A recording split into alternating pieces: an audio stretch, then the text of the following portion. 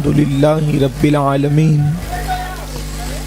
والعاقبۃ للمتقین والصلاة والسلام علی سید الانبیاء والمرسلین وعلی آلہ واصحابہ الطیبین الطاہرین اما بعد فاعوذ باللہ من الشیطان الرجیم بسم اللہ الرحمن الرحیم یا ایہا الذین آمنوا اتقوا اللہ وَكُونُوا مَعَ الصَّادِقِينَ صدق اللہ العظیم غوث اعظم بمنی بے سر و ساما مدد قبلِ دین مدد کعبہ ایمان مدد انتظار کرم تست من عینی را اے خدا جو خدا بین و خدا دا مدد بگرداب بلا افتادہ کشتی ضعیفان و شکستہ رات و پشتی بحق کے خواجہ عثمان ہارون مدد کن مدد کن مدد کن یا معین الدین چشتی منبر پر رونق افروز ذوی الاحترام ذوی الاحتشام باصفا علماء کرام عرش مقام سادات اعظام حاضرین محفل عزت ماں پردہ نشین ماں اور بہنوں السلام علیکم ورحمۃ اللہ وبرکاتہ۔ انتہائی احترام و عقیدت کے ساتھ اپنے اور ساری کائنات کے مرکز عقیدت انیس بے کساں چارہ ساز درد منداں ہم غریبوں کے غم گسار ہم فقیروں کی ثروت شہر یار ارم تاجدار حرم نوبہار شفاعت شب اسرا کے دولہا نوشے بزم جنت دانائے سبل مولائے کل ختم الرسل خسرو خوباں سیاح لامکاں وجہ کن فکام در اللہ المکنون سر اللہ المخزون عالم ما کانا وما یکون آب و گل انبیاء جانو دل اصفیاء مطلع ہر سعادت مقطع ہر سیادت خلاصہ کائنات فخر موجودات حضور احمد مجتبی محمد مصطفیٰ ارواحنا فدا صلی اللہ تعالی علیہ وآلہ وصحبہ وبارک وسلم کی بارگاہ بے کس پناہ میں جس طریقے سے پڑھاؤں بلند آواز سے میرے ساتھ مل کر پڑھیں الصلاۃ والسلام علیک یا رسول اللہ، الصلاۃ والسلام علیک یا نبی اللہ، الصلاۃ والسلام علیک یا حبیب اللہ وعلی آلک واصحابک یا نور اللہ صلی اللہ تعالی علیہ وسلم۔ تیرے پائے کا کوئی ہم نے نہ پایا خواجہ، تیرے پائے کا کوئی ہم نے نہ پایا خواجہ، ہم زمیں والوں پہ اللہ کا سایہ خواجہ، ہم زمیں والوں پہ اللہ کا سایہ خواجہ، مکر شیطان سے مریدوں کو بچا لیتے ہو، مکر شیطان سے مریدوں کو بچا لیتے ہو، اس لیے پیر تمہیں اپنا بنایا خواجہ، اس لیے پیر تمہیں اپنا بنایا خواجہ۔ اور جوش مستی میں بہت آئے تھے ایسے لمحے، جوش مستی میں بہت آئے تھے ایسے لمحے، میں بہک جاتا مگر تم نے بچایا خواجہ، میں بہک جاتا مگر تم نے بچایا خواجہ۔ اور سید خستہ کو امید حضوری کب تھی، سید خستہ کو امید حضوری کب تھی، صدقے جاؤں تیرے کیا خوب بلایا خواجہ، صدقے جاؤں تیرے کیا خوب بلایا خواجہ۔ ماہ رجب المرجب کا چاند الحمدللہ نظر آ چکا ہے، اور جیسے ہی چاند رجب شریف کا نظر آتا ہے پورے ہندوستان میں سرکار غریب نواز قطب الاقطاب سید الاولیاء فی الہند نائب النبی فی الہند مبلغ اعظم فی الہند عطائے رسول سیدنا خواجہ غریب نواز معین ملت والدین معین الدین حسن سنجری ثم اجمیری رضی اللہ تبارک و تعالی عنہ کے عرس کی دھوم دھام پورے ہندوستان میں سنی جاتی ہے۔ سرکار غریب نواز ہندوستان کے سب سے بڑے دائی ہیں، دائی اعظم ہے، جن کے ہاتھ پر 90 لاکھ لوگوں کو اللہ نے ایمان کی دولت عطا فرمائی۔ تاریخ میں اتنی بڑی تعداد کسی بھی ولی کے ہاتھ پر کلمہ پڑھتی ہوئی نظر نہیں آتی جتنی بڑی تعداد سرکار غریب نواز رضی اللہ تعالیٰ عنہ کے ہاتھ پر کلمہ پڑھتی نظر آتی ہے۔ حضور غریب نواز رضی اللہ تعالیٰ عنہ کی زندگی انتہائی سادہ، بہت خوشنما اور سنت رسول سے بھرپور ہے۔ چونکہ آج کی یہ محفل غریب نواز کمیٹی کے جوانوں نے خالص غریب نواز رضی اللہ تعالیٰ عنہ کے عرس کے موقع پہ منعقد کی ہے، اس لیے میری بھی خواہش ہے کہ حضور غریب نواز رضی اللہ تعالیٰ عنہ کی زندگی کے مختلف پہلو اور مختلف گوشے ہم اپنی جوانوں کی خدمت میں پیش کریں، تاکہ ہمارے جوانوں کو پتہ چلے کہ ہندوستان کی سرزمین پر سب سے پہلے جو اسلام کی روشنی آئی ہے اس میں صوفیہ کا کتنا بڑا کردار ہے۔ اگرچہ لوگ آج صوفیاء کرام کو گری ہوئی نظر سے دیکھتے ہیں، صوفیاء کرام کا مذاق اڑایا جاتا ہے، صوفیاء کرام پر فکرے کسے جاتے ہیں، صوفیاء کرام کو گمراہ، زندیق اور ملحد تک کہہ دیا جاتا ہے، تو میں صرف اس محفل کے اندر اگر انصاف پسند لوگ موجود ہیں تو اتنا ضرور کہوں گا، جیسے رسول اللہ کے دور کے مسلمانوں کو سمجھنے کے لیے آج کے دور کے مسلمانوں کو نہ دیکھا جائے گا۔ اگر آج کے دور کے مسلمان کو آپ دیکھیں اور انہی مسلمانوں پر ان مسلمانوں کا قیاس کریں تو آپ یقیناً ان صحابہ سے بدگمان ہوتے نظر آئیں گے۔ اور یاد رکھیں، یہ انصاف ہے ہی نہیں کہ آج کے شرابی، آج کے جواری، آج کے پاپی مسلمان کو دیکھ کر آپ صدیق اکبر کا تصور کریں، فاروق اعظم کا تصور کریں، عثمان غنی کا تصور کریں، مولا علی کا تصور کریں، سعد، سعید، طلحہ، زبیر، یہ مقدس ہستیوں کا تصور ان مجرموں کو دیکھ کر کریں گے تو یقیناً آپ گمراہ ہو جائیں گے۔ جس طرح سے آج کے مسلمانوں کو دیکھ کر اس دور کے مسلمانوں کا اندازہ نہیں کیا جا سکتا، اسی طرح آج کے نام نہاد صوفیوں کو دیکھ کر پہلے کے دور کے صوفیوں کا تصور نہیں کیا جا سکتا۔ جو آج لوگوں کے دل و دماغ کے اندر گندگی آ گئی ہے صوفیہ کے لیے، کہیں نہ کہیں آج کے دور کے نام نہاد صوفیوں کو دیکھ کر آ گئی ہے۔ لیکن اگر انصاف زندہ ہے تو میں آپ کی خدمت میں یہ بات پیش کرنا چاہتا ہوں کہ میرے عزیز بھائیوں، صوفیہ نے ہندوستان میں اسلام کی آبیاری کے لیے بہت بڑی خدمت انجام دی ہے۔ یوں تو اللہ کے رسول صلی اللہ علیہ وآلہ وسلم کے ظاہری دور ہی میں ہندوستان میں اسلام آ چکا تھا، بلکہ اس وقت ہندوستان میں اسلام آیا جبکہ ابھی قبلہ بھی تبدیل نہیں ہوا تھا۔ اللہ کے رسول صلی اللہ علیہ وآلہ وسلم بیت المقدس کی طرف رخ کر کے نماز پڑھتے تھے، اس وقت ہندوستان کے اندر اسلام آ چکا تھا۔ ہندوستان کی سرزمین پر صحابہ کرام کی ایک بڑی تعداد ہے، بلکہ آپ کے قریب میں ہی جو ہے مدراس ہے، وہاں پر حضرت سیدنا تمیم داری انصاری رضی اللہ تعالیٰ اور کئی اصحاب رسول کے مزارات موجود ہیں۔ تو پھر آخر صوفیہ کے سر یہ صحرا کیوں بنتا ہے؟ ایک بہت خاص بات ہے، جب صحابہ کرام یہاں تشریف لا چکے تھے تو پھر یہ کیوں کہا جاتا ہے کہ اسلام کی سب سے بڑی خدمت جو ہے وہ صوفیہ نے کی ہے؟ اس کی وجہ میں آپ کے سامنے یہ پیش کرنا چاہتا ہوں۔ دراصل صحابہ کرام جو تشریف لائے تو وہ مال تجارت لے کر کے تشریف لائے، اور ان کے کردار سے متاثر ہو کر جو لوگ مسلمان ہوئے، اللہ اکبر، پھر وہ اصحاب یا تو واپس لوٹ کر کے چلے گئے یا پھر ان کی زندگی نے وفا نہ کیا کہ باضابطہ طور پر کوئی سسٹم قائم کیا جاتا اور اس سسٹم کے مطابق اللہ کے دین کی خدمت کی جاتی۔ اس لیے کہ یا تو زندگیوں نے وفا نہ کیا یا پھر اصحاب واپس چلے گئے، اللہ اکبر، اور محدود پیمانے پر یہ خدمت رہی۔ اس کے بعد پھر محمد بن قاسم کا دور آتا ہے۔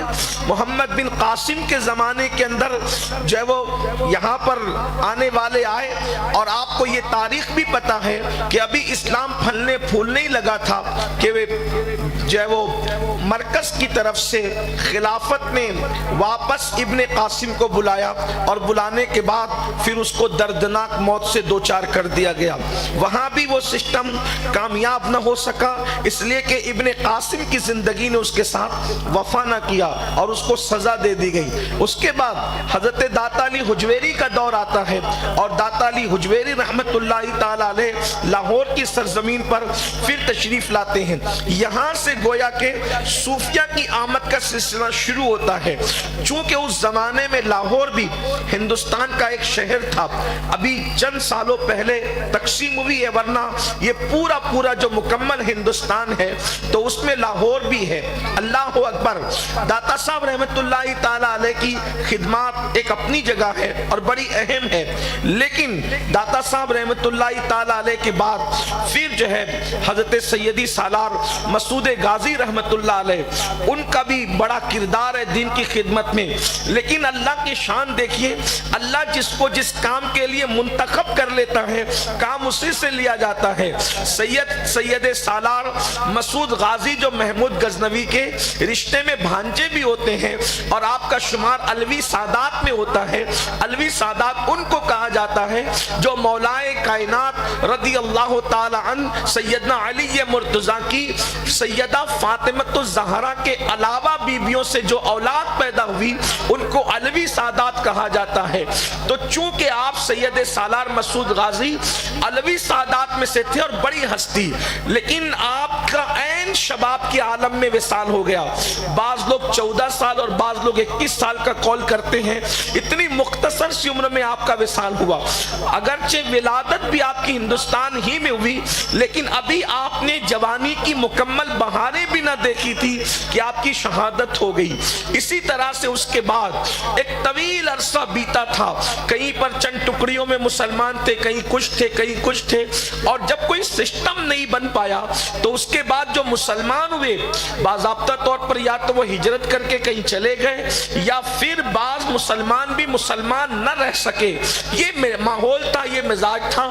لیکن جب 6 صدی ہجری آئی, یعنی کہ جب ہجرت کو جب وہ 6 صدیاں اب گزرنے لگی, تو اس وقت اللہ تبارک و تعالیٰ نے 6 صدی کے آغاز میں سرکار غریب نواز رضی اللہ تعالیٰ کو سنجر یا سجز کی سرزمین پر سیستان کا ایک چھوٹا سا علاقہ ہے وہاں پر پیدا فرمایا.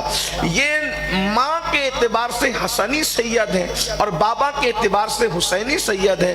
اس طرح سے سرکار غریب نواز نجیب الطرفین سید ہیں, یعنی والدہ کی طرف سے بھی آپ کا سلسلہ نسب رسول اللہ تک جاتا ہے اور والد کی طرف سے بھی آپ کا سلسلہ نسب رسول اللہ تک جاتا ہے. اللہ اکبر. سرکار غریب نواز رضی اللہ تعالیٰ کی ولادت اس گھرانے میں ہوئی. آپ کے والد بزرگوار سید غیاث الدین حسینی رضی اللہ تعالیٰ اور والدہ بی بی ماہ نور ام الورا, اللہ اکبر, اپنے دور کی بڑی عظیم متقیہ اور پارسا خاتون ہیں. ان کے بطن اقدس سے سرکار غریب نواز رضی اللہ تعالیٰ کی ولادت باسعادت رجب ہی کے مہینے میں 14 رجب المرجب کو ہوتی ہے. سرکار غریب نواز کی ولادت طیبہ. غریب نواز کا بچپن یوں بھی بڑا خوبصورت ہے, لیکن اگر بہت ابتدا سے گفتگو ہو تو میں اصل عنوان کی طرف سے ہٹ جاؤں گا, اس لیے میں صرف اپنے نوجوانوں کے ذہن کی کڑیاں غریب نواز کی سیرت طیبہ سے جوڑنا چاہتا ہوں تاکہ انہیں پتہ چلے کہ آپ کس عظیم ہستی کا ذکر سننے کے لیے آئے ہیں, اور تھوڑا سا اپنی روایت سے ہٹ کر انا ساگر کا اونٹوں کا تذکرہ کیے بغیر کسی اور طرف آپ کو سیر کرانا چاہتا ہوں. جو آپ کو پتہ ہے, جو آپ سن چکے ہیں, اس کے علاوہ کسی اور طرف آپ کو لے جانے کی کوشش کی جا رہی ہے. اللہ اکبر. حضور غریب نواز رضی اللہ تعالیٰ کی والدہ بزرگوار ارشاد فرماتی ہیں کہ جب معین الدین میرے شکم میں تھے تو میں اپنے شکم سے رات کے آخری حصے میں ذکر اللہ کی آواز سنا کرتی تھی, اللہ کے ذکر کی آواز سنا کرتی تھی.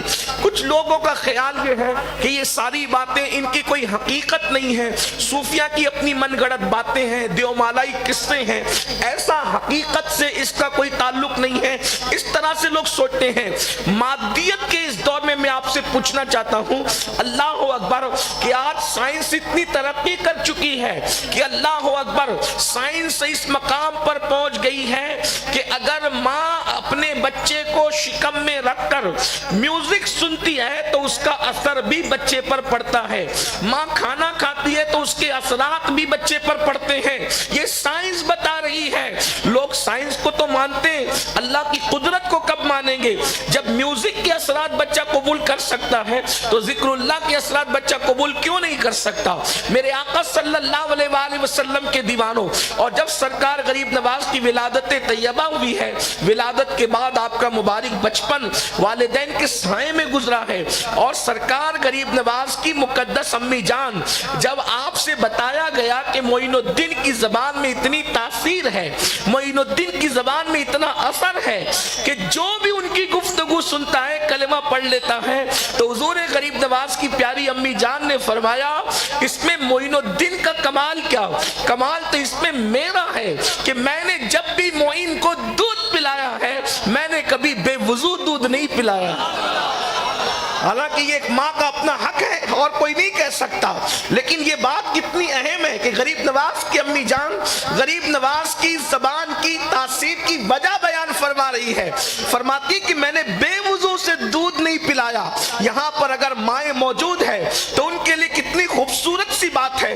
اس کا مطلب یہ ہے اگر بچوں کو خوبصورت اخلاق کردار سے مزین کرنا ہے تو ماؤں کو بھی اپنے اندر پاکیزگی پیدا کرنی ہوگی، ماؤں کو بھی اپنے اندر تقوی پیدا کرنا ہوگا، ماؤں کو بھی اپنے اندر پرہیزگاری پیدا کرنی ہوگی۔ آج بہت افسوس کے ساتھ یہ بات ہم کہتے ہیں، اگر آج مسلم معاشرے میں ڈاکو، چور، چٹر اور لفنگے لوگ پیدا ہو رہے ہیں، کانوں پر اگر بار جملے سماعتوں پر بار لگے تو معاف کرنا، حق کہنے کے لیے اللہ نے حکم دیا ہے، حق کہنے کے لیے حضور نے فرمایا حق کہنے میں مومن کبھی حیا نہیں کرتا۔ اور بات یاد رکھنا، جس قوم کے اخلاق کردار اتنے گر چکے ہوں کہ آج مسلمانوں کو اچھی بستی کے اندر مکانات لوگ نہیں بیچتے، اگر کوئی سوسائٹی بستی ہے تو باضابطہ طور پہ شرط لگایا جاتا ہے فلاں بھی ہوگا، فلاں بھی ہوگا، فلاں بھی ہوگا، سب کو مکانات بیچے جائیں گے، مسلمانوں کو نہیں بیچے جائیں گے۔ پھر کہیں نہ کہیں لوگ اس کو تعصب کا نام دیتے کہ تعصب کی وجہ سے ایسا ہے، کہیں تعصب کا بھی اثر ہو سکتا ہے لیکن اپنے کردار کا بھی تو اثر ہو سکتا ہے۔ جب آپ گٹکا کھا کر کے تھوکیں گے، جب آپ پان کھا کر کے زینوں کو گندا کریں گے، جب آپ لفٹ کے اندر بھی جو ہے چنگم چپکا دیں گے تو آپ کو کون مکان دے گا؟ کردار کتنا گر چکا ہے۔ کل تک مسلمانوں کے محلوں کا عالم یہ تھا کہ سب سے زیادہ صاف ستھرے جن کا جو محلہ نظر آئے لوگ قسم کھا کے کہتے تھے یہ یقیناً مسلمانوں کا محلہ ہوگا، اس لیے کہ ان کے یہاں صفائی آدھا ایمان ہے۔ اور آج دیکھ لو مسلمانوں، آج مسلم محلوں کا حال کیا ہے؟ آپ کیا سمجھتے ہیں صرف داڑھی، ٹوپی، کرتا پاجامہ اسی کا نام اسلام ہے؟ نہیں، اسلام مکمل دین ہے۔ چند چیزوں کے ارد گرد گھومنے والوں، پہلے مکمل دین پڑھو، مکمل مذہب پڑھو، تب سمجھ میں آئے گا صرف داڑھی، ٹوپی، امامہ اور تسبیح مسلح کا نام دین نہیں ہے۔ دین تو مکمل دین ہے۔ اللہ اکبر، یہاں پر پاکیزگی ہے، یہاں طہارت ہے، یہاں تقدس ہے۔ اور میں کہتا ہوں صفائی اور طہارت کا کتنا وسیع مفہوم ہے۔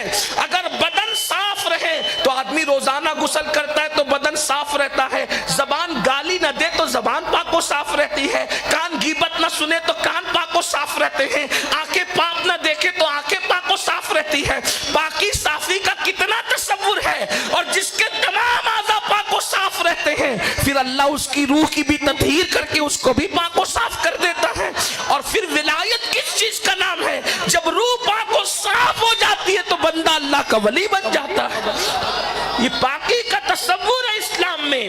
تو عرض یہ کر رہا تھا بات دور نہیں جاتے ہوئے کہ آج اگر ہمارے بچے بگڑے ہوئے چیٹر اور मुजरिम और गुनहगार और बदकार, नशा करने वाले, चोरी करने वाले, अगर इस तरीके के माशरे में बच्चे पैदा हो रहे हैं तो कहीं ना कहीं इसमें माँ बाप की भी गलती है, क्योंकि हमेशा फूलों के पौधों पर खिला करते हैं, धतूरों के पौधों पर कभी फूल का तस्वुर नहीं किया जा सकता। माएँ चाहती है कि मेरा बेटा गौस पाक का गुलाम हो, इमाम हुसैन का गुलाम हो, गरीब नवाज का गुलाम हो, और माँ को वजू ही नहीं आता करते, उसको वजू करने का सलीका ही नहीं पता है। तो बताएं बच्चे नेक कैसे पैदा होंगे? ये जिनकी दास्तानें बयान हो रही है, इनकी माएँ बड़ी नेक थी, इनके बाप बड़े नेक थे। ये जो अजीम लोग हैं, अजीम हस्तियां हैं, इनके माँ बाप की जिंदगी का मुताला किया जाए। इनकी वालदा को लोगों ने उम्मुल वरा कहा। उम्मुल वरा नाम नहीं था, आपका लक़ब था उम्मुल वरा। उम्मुल वरा का मतलब ये है कि मुत्तकी औरतों में सबसे ज्यादा मुत्तकी खातून, उम्मुल वरा। और नाम था बीबी माहे नूर, और वालिद का नाम गयासुद्दीन था। गयासुद्दीन का मतलब होता है दीन का मददगार। गयास का मतलब भी दीन का मददगार होता है, और मोइन का मतलब भी दीन का मददगार होता है। हमने तो दीन ढाने में क्या कमी कर रखी है मेरे आका सल्लल्लाहु अलैहि वसल्लम के दीवानों। तो सरकारे गरीब नवाज रदी अल्लाह ताला का बचपन इस खूबसूरत अंदाज से गुजरता है। फिर वालिदैन की तरबियत, गरीब नवाज की जिंदगी में इनकलाब कहां से आता है? यूँ तो आप पैदाइशी वली थे। बहुत सारे वली ऐसे होते हैं, औलिया बहुत सारे ऐसे होते हैं जिनकी पहले की जिंदगी कहीं और गुजरती है, फिर अल्लाह जिंदगी पर एक मोड़ लाता है और वो बदलते हैं। वो भी सारे वली लायक ताज़ीम अजमत वाले, बुजुर्गी वाले, हमें उन पर कोई कलाम नहीं करना। लेकिन कुछ वली ऐसे होते हैं जो पैदाइशी वली होते हैं। जैसे मिसाल के तौर पर गरीब नवाज पैदाइशी वली, गौसे पाक पैदाइशी वली, महबूब इलाही पैदाइशी वली, साबिर कलियर पैदाइशी वली, मखदूम अशरफ जहांगीर सिमनानी पैदाइशी वली, इसी तरीके से कुतुबुद्दीन बख्तियार काकी पैदाइशी वली, ख्वाजा नसीरुद्दीन चिराग दहलवी पैदाइशी वली। एक सिलसिला सरकार बंदा नवाज गेसु दराज पैदाइशी वली, एक सिलसिला है। और कुछ लोग बाद में वली हुए, पहले जिंदगी कुछ और थी, जैसे हजरत फुज़ैल इब्न अयाज तौबा करने के बाद फिर मकाम विलायत, मालिक इब्न दीनार तौबा करने के बाद फिर मकाम विलायत, इसी तरीके से हजरत बिश्र हाफी तौबा करने के बाद फिर मकाम विलायत, इब्राहिम इब्न अदहम पहले बादशाह थे, तौबा करने के बाद फिर मकाम विलायत। लेकिन बहरहाल सब वली शान वाले हैं, मगर जो पैदाइशी वली है वो पैदाइशी वली। आप थे पैदाइशी वली, लेकिन जिंदगी में एक मोड़ आया जिसने आपके दिल में इश्क इलाही की आग को बिल्कुल जो है मुअज्जन कर दिया। वो बड़ा खूबसूरत सा वाक़या नौजवानों के लिए बड़ा अहम है। उसकी वजह यह है कि आज जब हम किसी को बूढ़ा देखते हैं, या उम्र में बड़ा देखते हैं, या आलिम देखते हैं, या सूफी देखते हैं, तो आज के छोकरे उसका मजाक उड़ाते हैं, उनको बैकवर्ड तस्वुर करते हैं। उनको ऐसा लगता है कि ये मजहबी लोग, दीनदार लोग ऐसे फजूल हैं, उनकी ना बात सुननी ना उनको अहमियत देनी, इसलिए कि वो अपने आप को नौजवान लड़के कुछ फिल्में देखकर, सीरियल देखकर, या स्कूल और कॉलेज में गैर तरबियत याफ्ता असातिज़ा मिल जाने की बुनियाद पर वो अपने आप को ओवर स्मार्ट तस्वुर करते हैं। देखिए, तरबियत का बहुत बड़ा अमल दखल है। मैं ये नहीं कहता कि स्कूल और कॉलेज में सभी टीचर्स ऐसे होते हैं जो तरबियत नहीं देते, देने वाले बहुत है वहां भी, लेकिन अक्सर व बेशतर का हाल यह है कि वहां तरबियत का निजाम नहीं है जैसा होना चाहिए। तो एक बहुत अजीब सा तस्वुर है मजहब और मजहबी लोगों के लिए। तो ऐसे ही कुछ उस दौर का हाल था। एक मजजूब जो अल्लाह के इश्क में जज्ब की कैफियत में थे, फटे पुराने कपड़े, बिखरे हुए बाल, पेवन लगा हुआ लिबास, और खुद अपने आप में नजर नहीं आ रहे थे। इत्तेफाक से वो चलते चलते बस्ती में आ गए। लड़के उनको पत्थर मारने लगे, जैसा कि लड़कों की फितरत है, मजाक उड़ाने लगे। मगर याद रखना, जिनके घर में तरबियत का माहौल होता है, वहां ये नहीं बताया जाता कि कपड़े अच्छे हो तो ही अदब होगा, कपड़े खूबसूरत हो तो ही अदब होगा, लिबास उजला हो तो ही अदब होगा। नेक घर में और तरबियत याफ्ता बच्चों को यह सिखाया जाता है, इंसान का एहतराम लिबास की बुनियाद पे नहीं होता, दाढ़ी टोपी और बालों की सजावट की बुनियाद पे नहीं होता, बल्कि हमेशा ہمیشہ انسان کا احترام انسانیت کی بنیاد پہ ہوتا ہے. اگر بال خوبصورت ہو، داڑھی ٹوپی خوبصورت ہو تو پھر بات اور معراج کو پہنچتی ہے، لیکن انسان ہی لائق احترام ہے، مقام انسانیت ہی بہت بلند ہے. اگر انسان احترام انسانیت سیکھ لے تو دنیا سے 90% جھگڑوں کا خاتمہ ہو جائے. اور لوگوں کے بچے پتھر مار رہے تھے جب سرکار غریب نواز رضی اللہ تعالی کی عمر شریف 8 یا 10 سال کی تھی. اس وقت آپ نے دیکھا کہ ایک بندہ ہے جس کے کپڑے پھٹے پرانے ہیں، بال بکھرے ہوئے ہیں، داڑھی بکھری ہوئی ہے، اور جو اپنے آپ میں نہیں ہے، لوگ اس کو پتھر مار کے تنگ کر رہے ہیں. تو آپ نے اپنے باغ کا دروازہ کھول کر کے ان کو اندر لے لیا، بچوں کو وہاں سے رخصت کر دیا.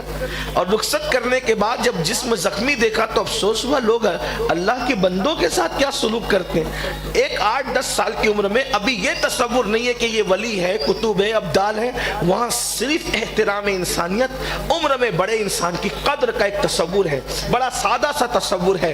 اللہ اکبر. اور اس کے بعد انگور کا باغ تھا، انگور رکھے، خدمت کی.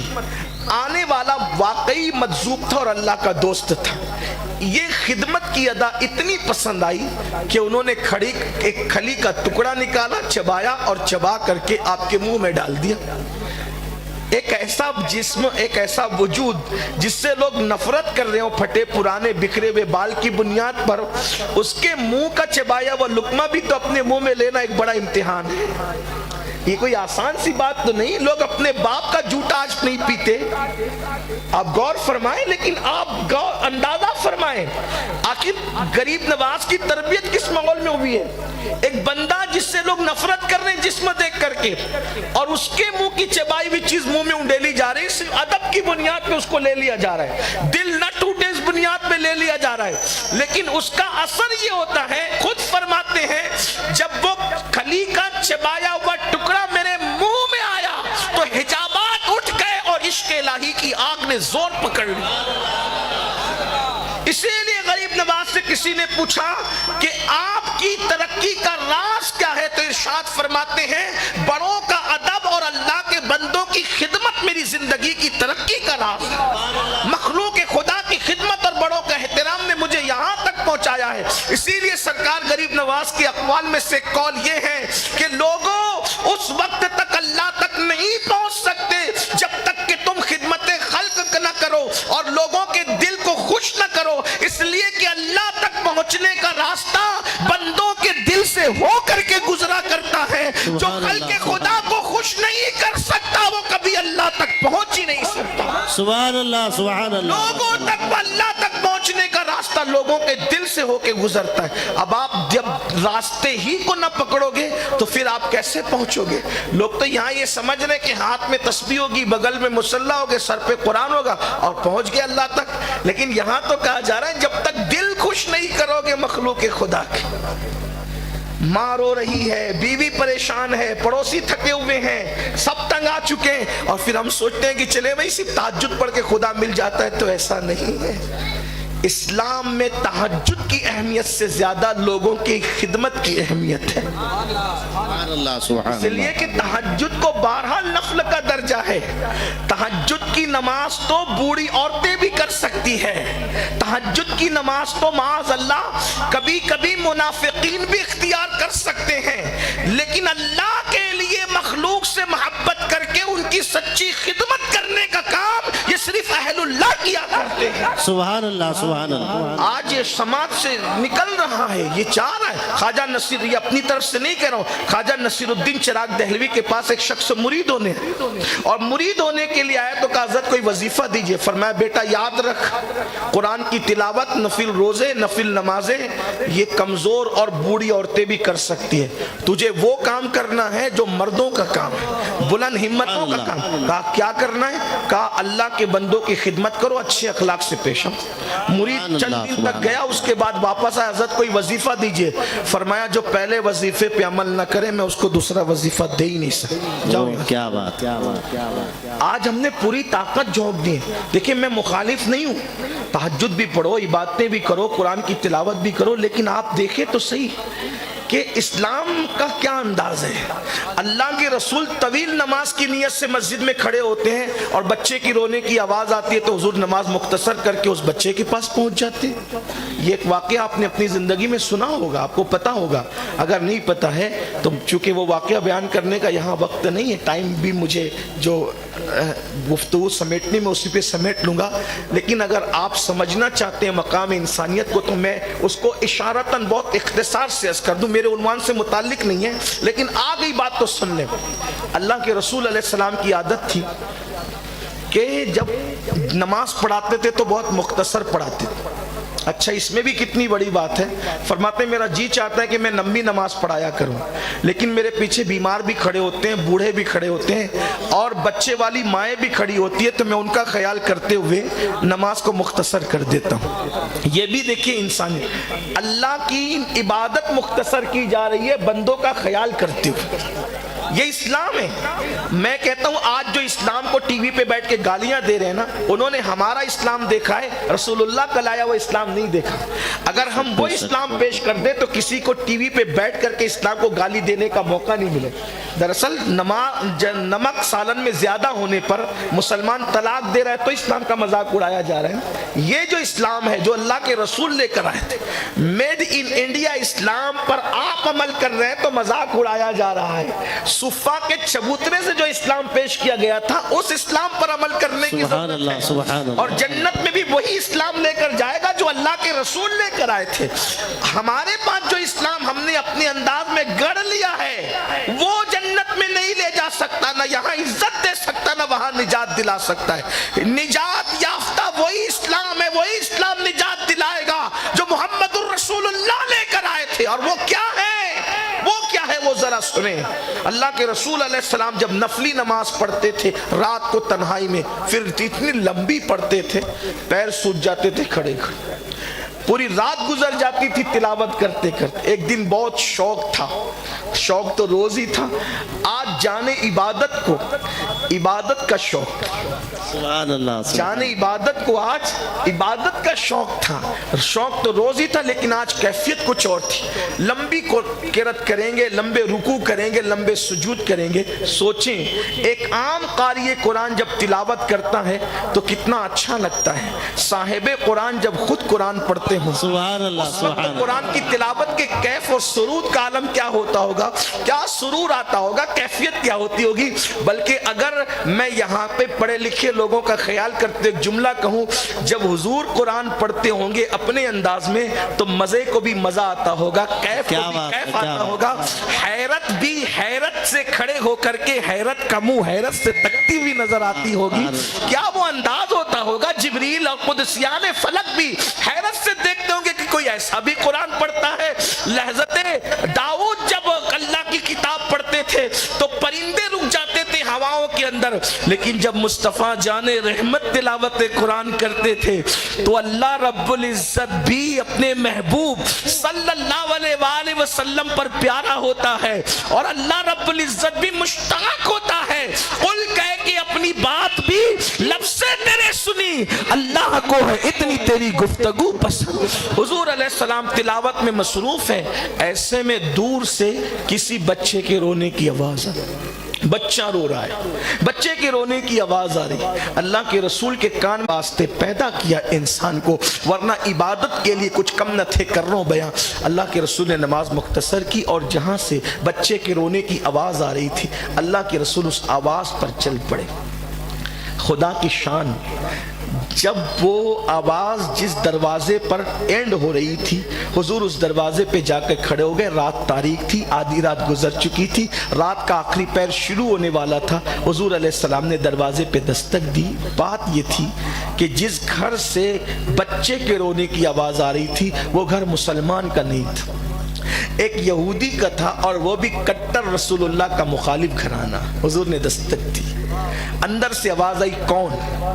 اللہ کے رسول علیہ السلام کی عادت تھی جب اندر سے پوچھا جاتا کون تو جواب میں نہیں کہتے بلکہ اپنا نام لیتے, یہ بھی سنت ہے. فرمایا میں محمد ہوں.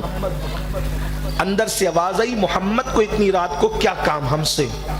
ارشاد فرمایا تمہارا بچہ رو رہا ہے، مجھ سے دیکھا نہ گیا، اس لیے میں بچے کی تکلیف جاننے کے لیے آیا ہوں کہ تکلیف کیا ہے۔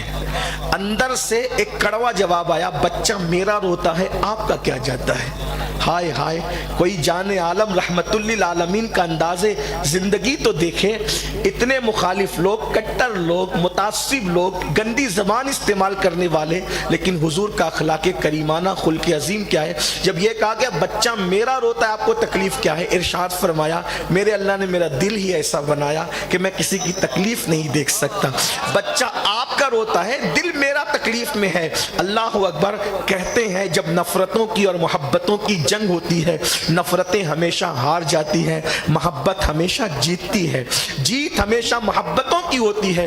اتنے خوبصورت انداز میں جواب جو پیش کیا، دروازہ کھل گیا اور کہنے لگی، خاتون کہتی ہے کہ میرے گھر میں کوئی مرد نہیں ہے، میرے شوہر تجارت کے لیے گئے ہیں، جتنا سامان دے کر گئے تھے وہ سارا سامان ختم ہوا ہے، اور سامان ختم کیا ہوا تو گھر میں چراغ جلانے کے لیے جو تیل تھا وہ بھی ختم ہو گیا، اور تیل ختم ہونے کی وجہ سے چراغ نہیں جلا، چراغ نہیں جلنے کی وجہ سے اندھیرا ہے، اندھیرے کی وجہ سے میرا بچہ رو رہا ہے۔ بس بات اتنی ہے۔ اللہ کے رسول نے ارشاد فرمایا اندھیرے اور تاریکی کی وجہ سے تیرا بچہ رو رہا ہے، رکو ٹھہرو میں ابھی چراغ لاتا ہوں۔ حضور علیہ السلام نے اپنے گھر کا چراغ اس کے گھر میں لے جا کر کے پہنچا دیا۔ جیسی روشنی ہوئی بچے کا رونا بند ہو گیا، جان عالم نے مسکرا دیا، ایک بچے کا رونا بند ہو گیا۔ حضور گھر آئے، نماز میں مصروف ہو گئے۔ خدا کی شان یہ کہ صبح کوئی اس کا گیا ہوا شوہر تاجر جو تھا وہ واپس آیا۔ واپس آنے کے بعد اس نے پہلا سوال کیا کہ ہم تو ایک چراغ چھوڑ کر گئے تھے، یہ دوسرا چراغ گھر میں کہاں سے آیا؟ رات کی پوری بپتا اس کی بیوی نے سنائی، ہم تو اتنی مخالفت کرتے ہیں، گالیاں دیتے ہیں، گستاخی کرتے ہیں، بے ادبی کرتے ہیں، لیکن بچہ ہمارا رویا مصطفیٰ جان رحمت نے اپنے گھر کا چراغ ہمارے گھر میں لا کر کے دے دیا۔ صرف ہمارے بچے کے رونے کو دیکھ کر اس نے کہا سارے کام بعد میں کریں گے، چلو پہلے یہ چراغ واپس کر کے آتے ہیں۔ بیوی کو ساتھ میں لیا اور لینے کے بعد جب چراغ دینے کے لیے گیا تو کہنے لگا، اے محمد، رات کو اپنے گھر کا چراغ ہمارے گھر میں جلا کر آپ نے ہمارا گھر روشن کیا، اب ذرا ایمان کی روشنی جلا کر ہمارے دل کو بھی روشن کر دے اور ہمیں بھی اسلام میں داخل کر لے۔ اللہ اکبر، یا رسول اللہ۔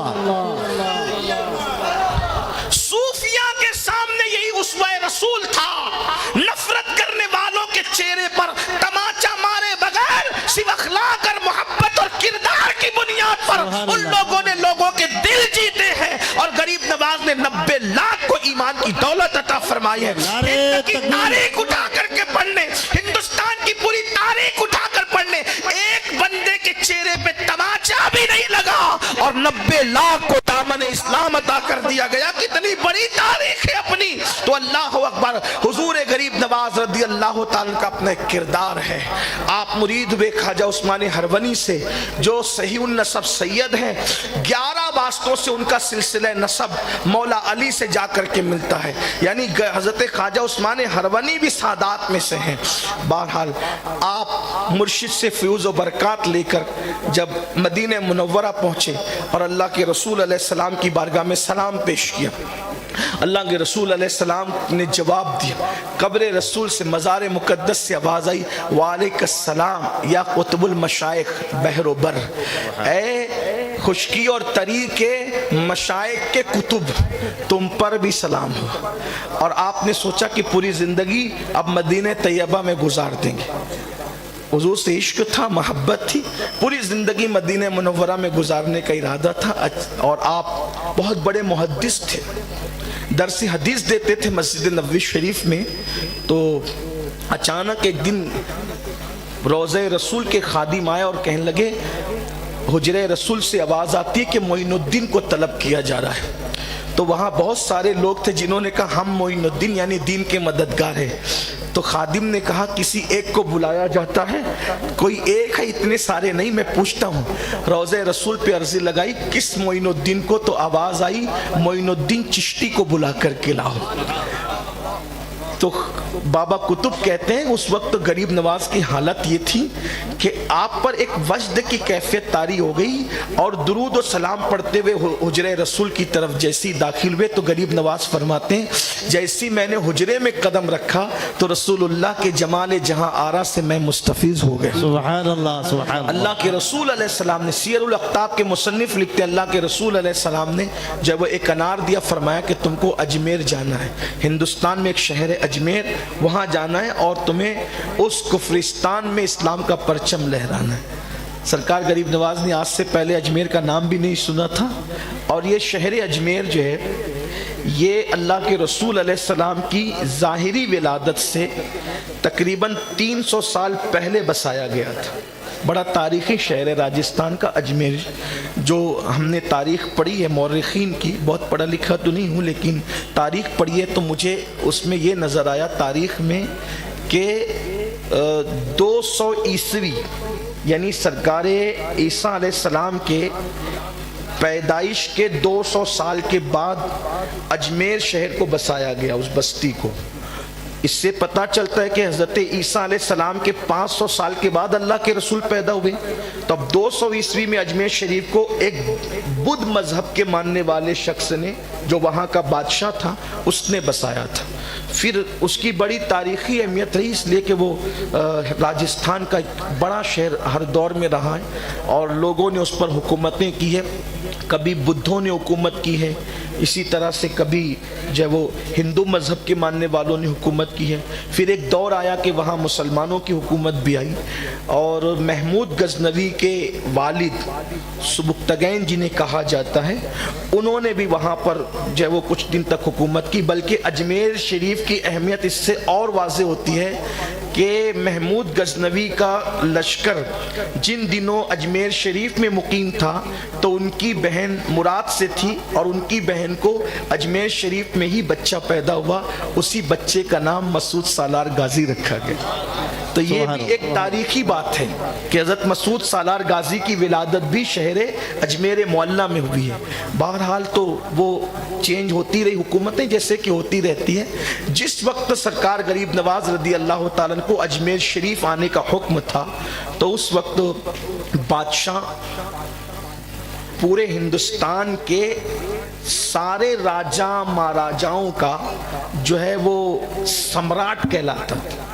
اسی لیے آپ دیکھیں جب ہندوستان میں غریب نواز آئے تو اکھنڈ بھارت پر پھر کوئی سمراٹ نہیں بنا۔ وجہ یہ ہے کہ ایک ملک میں 2 سمراٹ نہیں ہو سکتے۔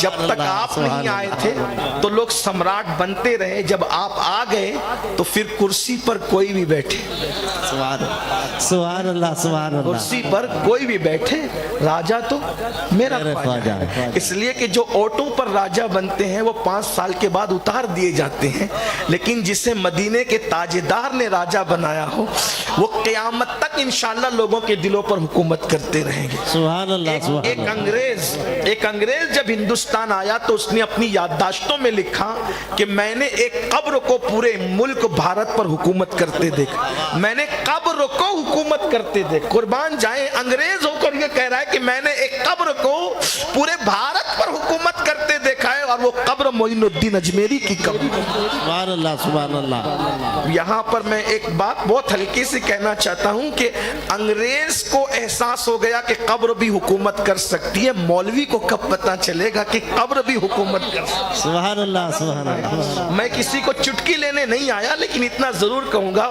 قبروں کو مٹی کا ڈھیر کہنے والے مولوی صاحبان، آخر انگریز نے دیکھا تو اس کو سمجھ میں آ گیا کہ قبر بھی حکومت کرے، قبر تو مٹی کا ڈھیر ہی ہوتی ہے، لیکن جس قبر میں قبر والا مصطفیٰ جان رحمت کا سچا عاشق اور شہدائی سوتا ہے، پھر وہ سوتا نہیں ہے بلکہ دلوں پہ راج کرتا ہے۔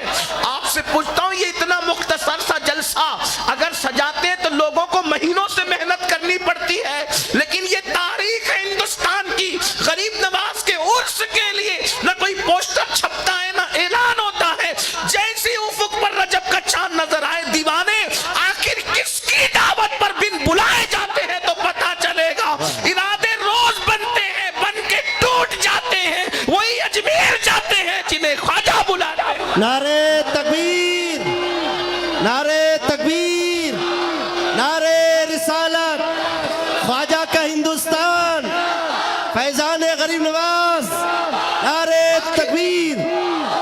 رسالت آخر کوئی تو طاقت ہے, کوئی تو قوت ہے جو کسی کو کشش سے کھینچ رہی ہے, اور لوگ کشا کشا جا رہے ہیں, اور ہر سال لوگ بڑھتے ہی جاتے ہیں. بھائی کچھ تو ہے نا, شمع جلتی ہے تبھی پروانے جمع ہوتے ہیں, بغیر شمع کے پروانے ہوتے کہاں ہیں. تو بہرحال میں اب کہیں تو مجھے گفتگو ختم کرنی پڑے گی. غریب نواز رضی اللہ تعالیٰ کو ہندوستان بھیجا گیا. آپ اپنے 40 مریدوں کے ساتھ مدینہ منورہ سے نکل کر ہندوستان کی طرف آئے. ادھر آپ ہندوستان کے لیے چلے, ادھر ہندوستان کے بادشاہ کی ماں جس کا تعلق بھی علم نجوم سے تھا, وہ اور کچھ وہ افسوں اور جادو کے منتر وغیرہ جانتی تھی, اس نے خبر دی کہ ہندوستان کے مرغ آج کل جو آواز لگاتے ہیں وہ کہتے ہیں کہ کوئی آنے والا آ رہا ہے جو تیرا تخت پلٹ دے گا. تو علم نجوم اور پتہ نہیں جو جادو کے جن بھی احساسات کے ذریعے سے وہ تصویر بنا سکتے تھے, انہوں نے خاکہ بنایا اور بنانے کے بعد پورے ملک میں بانٹ دیا. یہ فقیر جہاں نظر آئے اس کو فوراً قتل کر دو. تو سفر کا ایک واقعہ بیان کر کے پھر ہم اجمیر مقدس کے حالات پر آتے ہیں کہ اتنی آسانی سے دین نہیں پھیلا ہم جتنا آسان سمجھتے ہیں. سمانہ ایک علاقہ ہے جس کا نیا نام پٹیالہ ہے. پٹیالہ آج کل پنجاب کا ایک شہر ہے. تو چونکہ غریب نواز لاہور کی سمت سے آ رہے تھے تو سمانہ پرانا نام ہے, پٹیالہ نیا نام. تو پٹیالہ کا جو بادشاہ تھا وہ تھا بڑا ہوشیار اور چتر چالاک. اس نے جو چوکی بٹھائی تھی کہ کسی طرح وہ فقیر ادھر سے گزرے گا, اسے قتل کر دینا ہے. لیکن وہ جانتا بھی تھا کہ فقیر جو اللہ کے واقعی فقیر ہوتے ہیں, دیکھیے ایک تو ہوتا ہے بھکاری, بھکاری کو فقیر نہ کہا کر, اس لیے کہ بھکاری اور فقیر میں فرق ہوتا ہے. جو مانگتا ہے اس کو بھکاری کہتے ہیں, اس کو فقیر نہیں کہنا چاہیے. فقیر کون ہوتا ہے؟ جس کی فا میں فقر ہوتا ہے, جس کی قاف میں قناعت ہوتی ہے, جس کی یا میں یاد الہی ہوتی ہے, اور جس کی راہ اللہ اکبر رب سے اشتیاق رکھتی ہے, تو تب کوئی فقیر بنتا ہے. لوگ مانگنے والے بھکاریوں کو بھی فقیر کہہ دیتے ہیں. بہرحال تو ایک اللہ کا فقیر ہے, اس سے مقابلہ نہیں ہو سکتا. حالانکہ بادشاہ کی ماں نے بھی کہا تھا وہ اتنا پاورفل ہے, اس سے ٹکرانے والا تباہ اور برباد ہی ہوگا. لیکن حکومت کا لالچ, ہوس, گھمنڈ انسان کو ٹکنے نہیں دیتا, اور اللہ جسے تباہ کرنا چاہتا ہے اسے کسی اللہ والے سے الجھا دیتا ہے. ایسی تباہی ہوتی ہے لوگوں کی. اس لیے یاد رکھنا, زندگی میں کسی اللہ والے سے مت الجھنا, ورنہ بربادی ہوگی, تباہی ہوگی. اللہ والوں سے ہار جانا, اللہ والوں سے جیتنے کی کوشش نہ کرنا. ان کی غلامی اختیار کرو, کیونکہ ان کی غلامی اختیار کرنے والا اگر مولوی ہوتا ہے تو مولائے روم بن جاتا ہے. خود کہتے مولوی ہرگز نہ شد, مولائے روم تا غلام شمس تبریزی نہ شد. مولوی اس وقت تک روم کا مولا نہیں ہو سکتا جب تک کہ شمس تبریز جیسے اللہ کے فقیر کی غلامی اختیار نہیں کر لیتا. تو اللہ اکبر, آج تو ولیوں کا مذاق اڑایا جا رہا ہے, اس کے نتائج بھی دیکھنے میں آ رہے ہیں. اللہ اکبر. تو سمانہ کا بادشاہ کہتا ہے کہ یہ فقیر جب آئے تو مجھے اطلاع کرنا. اطلاع کر دی گئی. اشارہ تھا, اس نے کہا ٹھیک ہے محل میں آ جائیں. کہا فقیروں کا محل میں کیا کام, کھانا بھجوا دیں. 40 فقیروں کی ایک مختصر سی ٹولی تھی, ایک مختصر سا وفد تھا, اور ایک درخت کے کنارے بیٹھے تھے. بڑا لذیذ کھانا بادشاہ نے تیار کیا اور اس میں زہر ڈالا اور پھر سپاہیوں سے کہا لے جاؤ, اور پھر کتنا انعام دے گا ہمیں ہندوستان کا, اکھنڈ بھارت کا بادشاہ, کہ ہم نے اس کا آنے والے فقیر کا معاملہ ہی ختم کر دیا, راستے سے ہٹا دیا. جیسے ہی کھانا آیا غریب نواز کھانے کو دیکھتے ہیں, اور دیکھنے کے بعد آپ اپنے ساتھیوں سے کہتے ہیں ایک کپڑا بچھاتے ہیں, اور اس کے بعد آپ دعا کرتے ہیں کہ کھانے اور زہر کو اللہ الگ الگ فرما دے. تو لوگوں نے دیکھا کہ زہر سے کھانے سے علیحدہ ہو گیا, تو آپ نے وہ زہر نکالا اور اس کی چھوٹی سی گٹھری بنائی. فرمایا ہم نے تو کھانے کی دعوت قبول کی تھی, کھانا ہم نے قبول کر لیا، زہر تو بادشاہ ہی کھائے گا۔ سبحان اللہ۔ اخلاق دیکھیں، انداز دیکھیں۔ اور وہ کھانا کھا لیا گیا، اور اس کے بعد جب یہ زہر لے کر کے وہ پہنچا سپاہی، تو اس نے پوری داستان سنائی۔ تھا تو وہ بندہ راجپوت، غیرت تھی اس میں کچھ نہ کچھ۔ اس کی ماں نے کہا کہ راجپوت بھی اس طرح دھوکہ کرتے ہیں؟ ہم میدان میں لڑنے والے لوگ ہیں، نامرد لوگ نہیں، اس لیے کہ ہندوستان کا جو راجپوت خاندان ہے بڑا باغیرت، وعدے کا وفا کرنے والا، تاریخ میں ان کو لکھا گیا ہے۔ کہاں تک مورخین نے انصاف کیا، لیکن لکھا گیا ہے۔ دھوکے بازی ان کا انداز نہیں تھا، دھوکے بازی ان کی پہچان نہیں تھی، ان کا اپنا ایک مزاج تھا، جو کہتے تھے عمل کرتے تھے، وعدے کے پکے ہوتے تھے، دھوکہ نہیں دیتے تھے، ایک مزاج تھا، ایک خاندان بستا تھا۔ ابھی بھی وہاں کے لوگ بستے ہیں، اور کچھ آپ ان کو جو ہے وہ اس طرح سے جو تاریخ میں آیا ہے جانچنا چاہیں تو جانچ سکتے ہیں۔ تو بہرحال جب ماں نے سنا تو کہنے لگی میں تجھے پیدا کرنے کی بجائے سانپ پیدا کرتی، تو نے ایک مسلمان فقیر کی نظر میں ہمارا ٹھاٹ باٹ، ہمارا وعدہ، ہمارا وقار خاک میں ملا دیا۔ ماں نے خوب اس کو کہا، غصے میں آیا، ماں کے جانے کے بعد دیوار سے سر ٹکرانے لگا، اور دیوار سے سر ٹکراتے ٹکراتے اتنا پاگل جیسا ہوا ٹینشن میں کہ وہ زہر کو کھولا اور اسی کو کھا لیا، اور اسی پر اس کی موت واقع ہو گئی۔ اس دن کئی مذہبی رہنما ہندوستان کے غریب نواز کے ہاتھ پہ کلمہ پڑھتے۔ وہاں سرکار غریب نواز نے کچھ لوگوں کو خلافت دی۔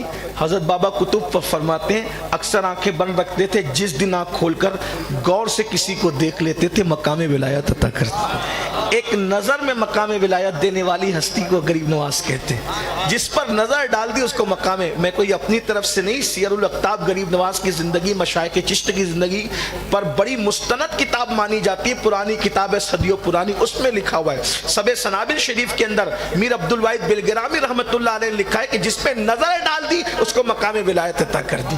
آخری بات اس محفل کی سن لے، آخر اس نظر میں کیا تاثیر تھی کہ جس پہ نظر پڑتی تھی اس کو مقام ولایت نصیب ہو جاتا تھا۔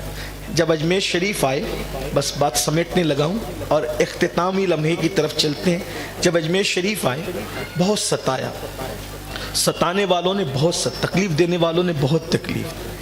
بادشاہ کو اپنے اقتدار کی سوجی تھی، کھنجر دے کر کے لوگوں کو بھیجا، آدھی سلطنت کا لالچ دے کر کے بھیجا، بہت کچھ کیا، پانی بند کیا، زہر دینے کی کوشش کی۔ جب سارے معاملات میں ناکام ہو گیا بادشاہ، تو جب باطل ہمیشہ ناکام ہوتا ہے تو آخری حربہ ہوتا ہے جادو کرنا۔ باطل کا یہ آخری ہتھیار ہے، اہل باطل کا جادو کرو۔ یہ کوشش اللہ کے رسول پہ بھی کی گئی تھی، جادو کی صحابہ پہ بھی کوشش یہ کی گئی، بابا فرید پہ بھی کی گئی، بہت لوگوں پہ کی گئی۔ مگر ایک بات یاد رکھنا، جادو کرنا یا جادو کروانا یہ مسلمانوں کا طریقہ نہیں۔ اللہ کے رسول علیہ السلام ارشاد فرماتے ہیں کہ جو جادوگر کے پاس صرف جادو کروانے کے لیے جاتا ہے، 40 دن تک اللہ اس کی نہ نمازیں قبول کرتا ہے نہ روزے قبول کرتا ہے۔ اور جادوگروں کے پاس آنے جانے والے اگر اسی حالت میں مر گئے تو گویا وہ کفر کی موت مرے۔ ان کو ہم کافر تو نہیں کہتے، لیکن اللہ کے رسول فرماتے ہیں گویا وہ کفر کی موت مرے۔ آج کل مسلمانوں میں بھی جادو کا سلسلہ چل پڑا ہے۔ کسی کا دھندا اچھا چل رہا ہے، جادو کروانے کی کوشش کرتے ہیں۔ کسی کی بچی کو اچھے رشتے آ رہے ہیں، جادو کروانے کی کوشش کرتے ہیں۔ اسی طرح کسی کے یہاں صرف بیٹے ہی بیٹے پیدا ہو رہے ہیں، جادو کروانے کی کوشش کرتے ہیں۔ صحت مند بچے ہیں، جادو کروانے کی کوشش، کیا ملے گا؟ آپ کسی کو دکھ دے کر کبھی سکھ نہیں مل سکتا۔ اور یاد رکھنا، اپنے بزرگوں کی بات بطور امانت تمہارے دلوں میں انڈیلنا چاہتا ہوں، جو لوگ کسی پر جادو کرتے کرواتے ہیں اللہ ان کو موت اتنی بدترین دیتا ہے، جب وہ تڑپ تڑپ کر موت مانگتے ہیں تو انہیں موت بھی نہیں آتی، اتنی دردناک ان کو موت نصیب ہوتی ہے۔ بہنیں یہاں موجود ہیں، عورتوں میں یہ حسد کا مادہ زیادہ ہے، لیکن اب مردوں میں بھی یہ آگ لگتی جا رہی ہے۔ کوئی ساس کو جادو کروا رہا ہے، کوئی بہو کو جادو کروا رہا ہے، حتیٰ کہ کوئی شوہر کو جادو کروا رہا ہے۔ جادو کا ایک سسٹم ہے، اور جادو کروانے کے لیے اب لوگ مشرکوں تک کے پاس جاتے ہیں، مشرکوں کے رہنماؤں کے تک پاس جاتے ہیں، اور وہ گندے خبیث مشرکین منکرین اسلام جن کو نہ حیا ہے نہ غیرت ہے، پھر وہ پیسے بھی لیتے ہیں، عورتوں کی آبرو بھی لیتے ہیں، کہیں کا نہیں رہنے دیتے، گھر کے گھر اجڑ گئے۔ کسی کے لیے گڑھا کھودنے والا پہلے خود اس گڑھے میں گرتا ہے. اور یہ بھی یاد رکھنا کسی کے راستے میں تکلیف کے لیے کانٹے بچھانے والوں یہ کانٹے ایک دن تمہیں ہی تباہ و برباد کریں گے. اسلام تو یہاں تک کہتا ہے کسی کو مصیبت میں دیکھ کر مت ہنسو مت مسکراؤ, اس لیے کہ جو کسی مسلمان کو مصیبت میں دیکھ کے ہنستا ہے مسکراتا ہے اللہ اس مسلمان پہ رحم کر کے اس کی مصیبت کو دور کر دیتا ہے, اور ہنسنے والوں کو اللہ مصیبت میں گرفتار کر دیتا ہے. آج لوگ آتے ہیں پریشان حال, جب ان کے بارے میں معلومات دی جاتی تو پتہ کرتا کسی نے جادو کر. بہت زوروں پر ہے جادو, بہت زوروں پر ہے جادو. مگر ایک بات آپ سے کہہ دوں, جادو سے بچنے کے لیے اسلام نے بہت آسان طریقے بتائے ہیں. ابھی آپ کو آگے میں اس کو بتاؤں گا اگر آپ سننا چاہیں. کوئی ڈرنے کی ضرورت نہیں ہے, کسی جادو میں اتنی طاقت نہیں ہے جتنی طاقت اللہ نے قرآن میں رکھی ہے, جتنی طاقت اللہ نے پرہیزگاری میں رکھی. ورنہ غریب نواز پر تو جادو کرنے کے لیے ہندوستان کے ہزاروں جادوگروں کو بلایا, سب ناکام ہو گئے, فیل ہو گئے.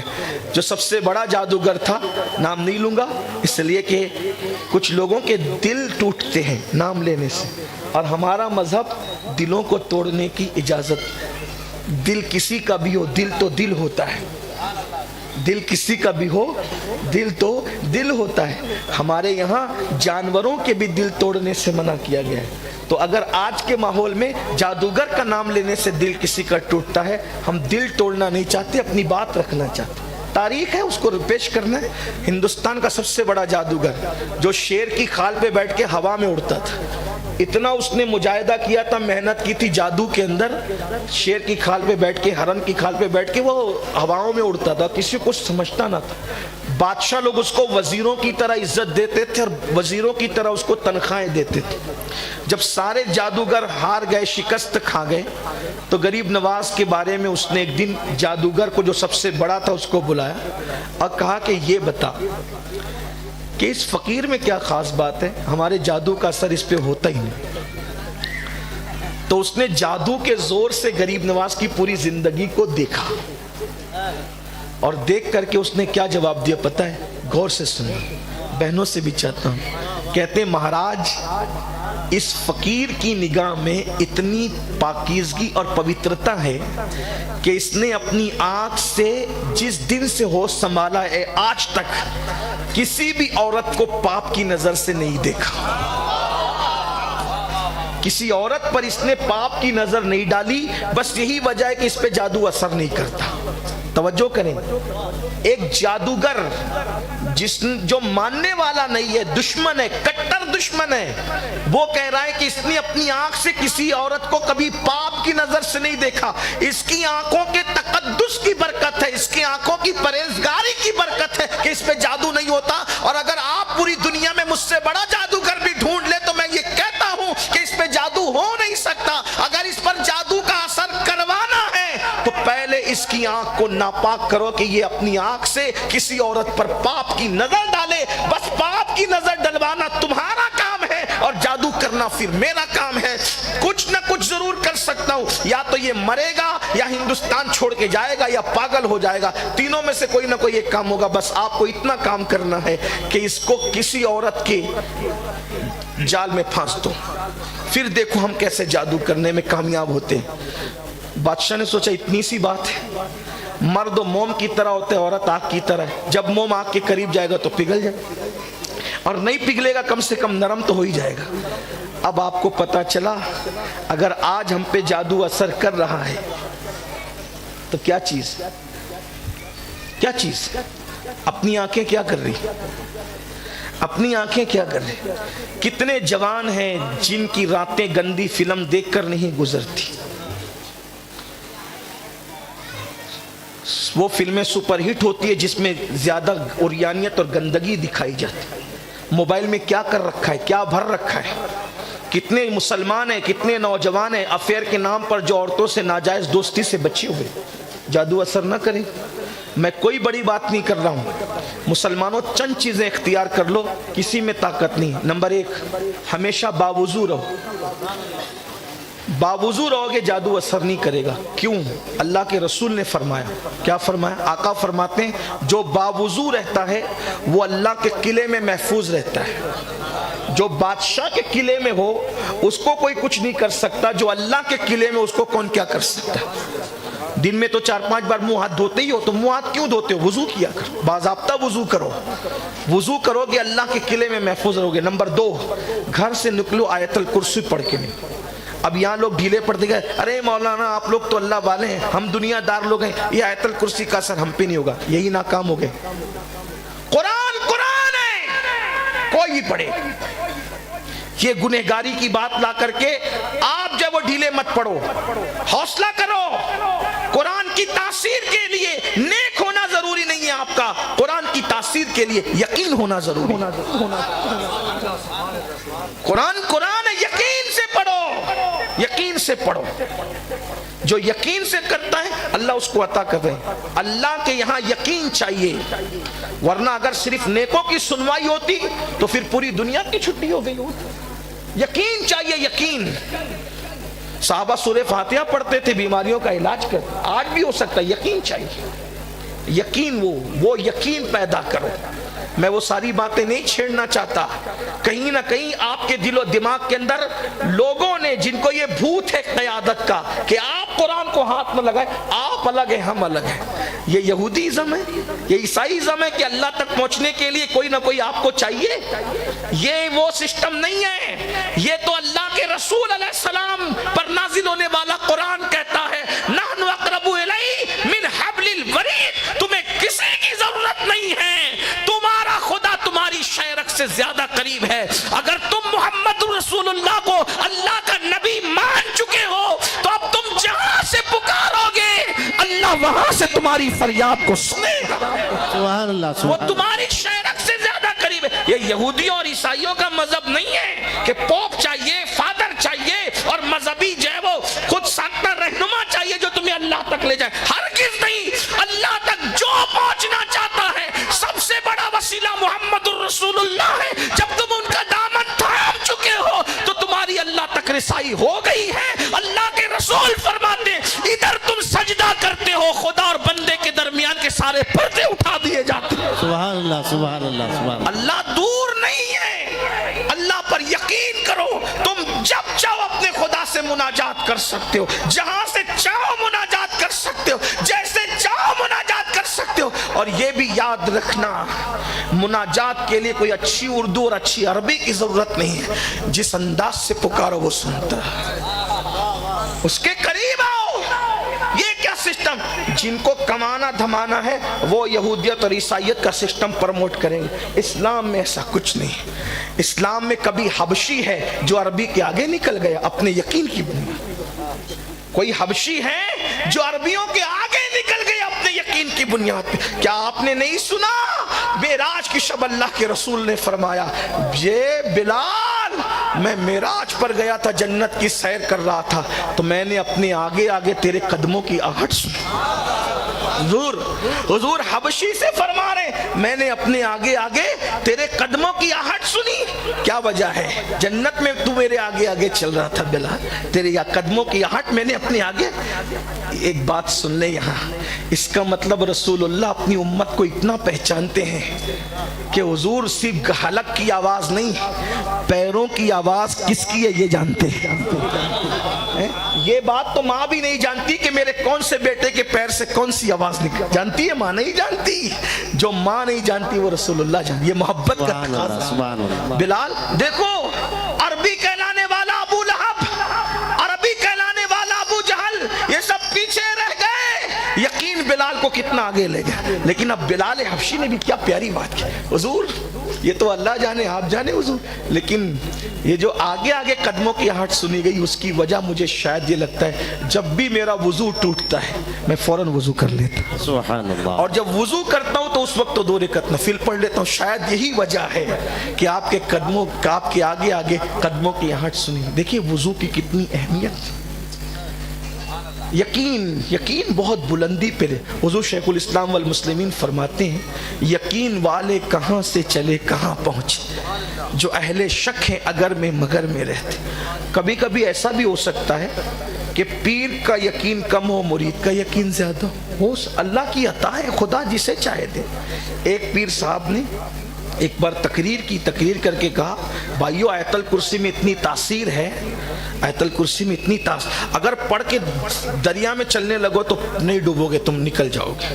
اتفاق سے جمعہ سے پہلے بیان ہو رہا تھا, جیسی بیان ہوا اتنی بارش ہوئی کہ جمعہ ہوتے ہوتے دریا میں پور آ گیا, سیلاب آ گیا نہ دریا کے اندر. وہ ایک دیہاتی مرید دیہات سے جمعہ پڑھنے آیا تھا پیر صاحب کے پیچھے, تقریر سنی, پیر نے کہہ دیا. یہ بیچارہ نماز پڑھتے پڑھاتے چونکہ ہفتے میں ایک ہی بار مسجد آنا تھا تو بڑا اطمینان سے باہر نکلا تو دیکھا تو پیر صاحب اور سارے مقتدی کھڑے ہوئے ہیں. تو سب کو ہٹائے گا کہ کیوں کھڑے ہو, تو کہا کہ دریا میں پور آ گیا ہے, سیلاب آ گیا ہے, کشتی کا انتظار ہے کہ کشتی آئے تو جائیں. ابھی نہیں سنا پیر صاحب کی بات کہ آیت الکرسی پڑھو, چلو ادھر جیسے تیسے جو آیت الکرسی پڑھنا ہی پڑھا اور یوں بسم اللہ کر کے قدم رکھ کے چلتے چلا گیا. بیان کرنے والے کھڑے رہ گئے, سننے والا یقین اس کو بلندی پر لے گیا. تو پبلک کو یہ جو کچھ لوگ سبق پڑھاتے ہیں نا کہ تم نہیں جانو گے, یہ تمہیں نہیں پتا, یہ سب بکواس کی بات ہے. یہ سسٹم یہود اور عیسائیوں سے ملا ہے کہ تم نے نہیں کرنا مذہبی کام, یہ ٹھیکیداری صرف ہماری ہے.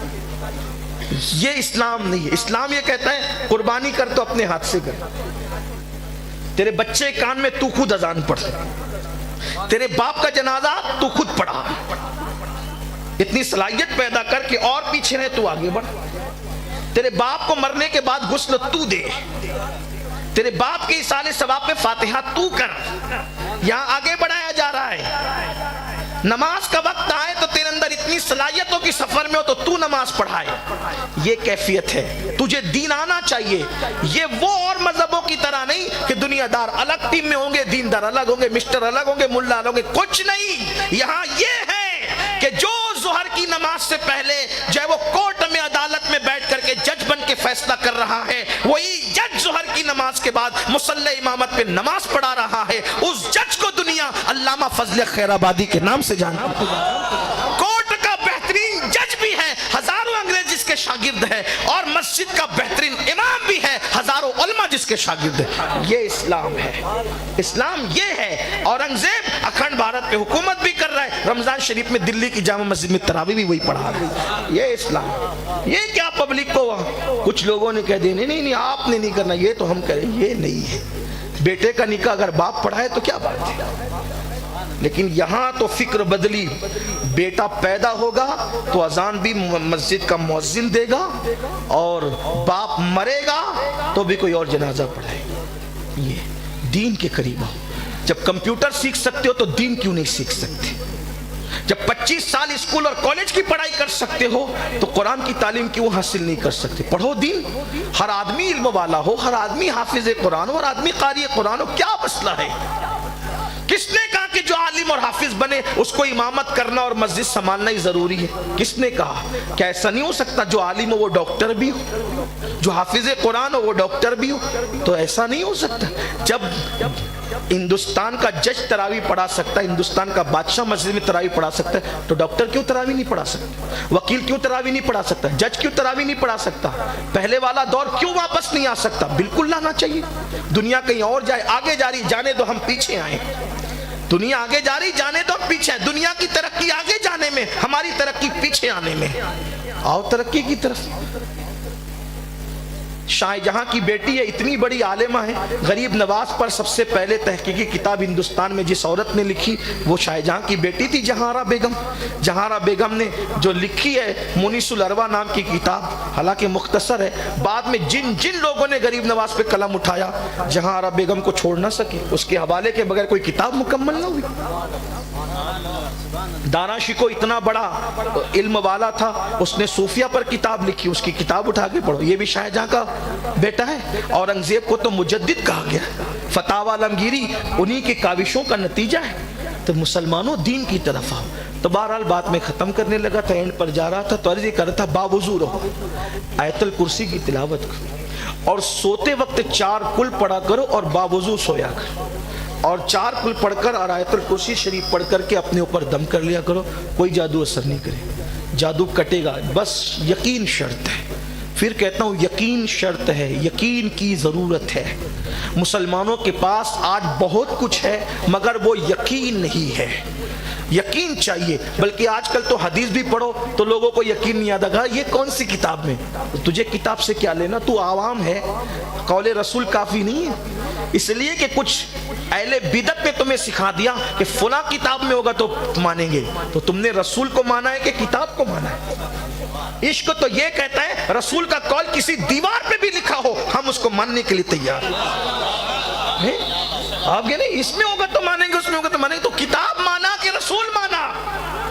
ارے رسول اللہ کو ماننے کا مطلب کیا ہے؟ صدیق اکبر کے پاس ابو جہل جیسا فراڈی آیا، جھوٹا مکار آیا، اور آ کر کے کیا کہا؟ اگر کوئی کہے کہ میں رات کے حصے میں مکے سے بیت المقدس گیا واپس آیا، زنجیر بھی ہل رہی تھی، بستر بھی گرم تھا، ماننے کی بات ہے۔ 1 مہینہ جانے کو لگتا ہے، 1 مہینہ آنے کو لگتا ہے۔ صدیق اکبر نے انکار نہیں کیا۔ دیکھو یہ ہوتا ہے مومن، یہ ہوتا ہے مومن کا یقین۔ صدیق اکبر نے کہا پہلے یہ بتائیے بات کہہ کون رہا ہے، کیونکہ صدیق اکبر جانتے تھے اتنی بڑی بات کوئی نہیں کہہ سکتا۔ کہا یہ بات کون کہہ رہا ہے؟ وہی تمہارے دوست کہتے ہیں۔ اب بتاؤ یہ بات کس نے لایا؟ معراج پر جانے کی بات لایا کون؟ یہ حدیث لایا کون؟ حضور کا فرمان ہی تو حدیث ہے۔ کون لایا؟ سب سے بڑا مکے کا جھوٹا مکار فریبی یہ لایا، اور کیا کہہ رہا ہے؟ تمہارے دوست کہتے ہیں۔ صدیق اکبر نے یہ نہیں کہا تحقیق کروں گا، معلوم کروں گا، کب کہا، کیا کہا، کیسے کہا، قول رسول کی بات آئی۔ لانے والا کون؟ حدیث لانے والا کون؟ سب سے بڑا جھوٹا مکار فریبی۔ صدیق اکبر کا انداز دیکھو کہ ابو جہل یہ چھوٹی بات ہے، اگر اس سے بڑی کہیں گے تو بھی ماننے کے لیے تیار ہوں۔ شان ان کی بڑی ہے نا۔ اور پھر اللہ کے رسول نے اس سے بڑی کہی۔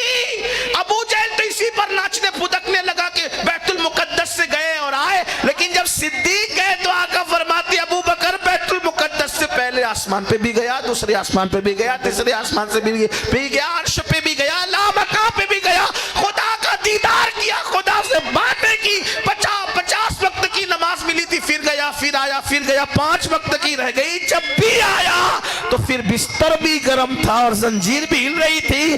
اب بتاؤ کیا کہتے ہو؟ عرض کی حضور اس سے بڑی بھی کہیں گے تو ماننے کے لیے تیار۔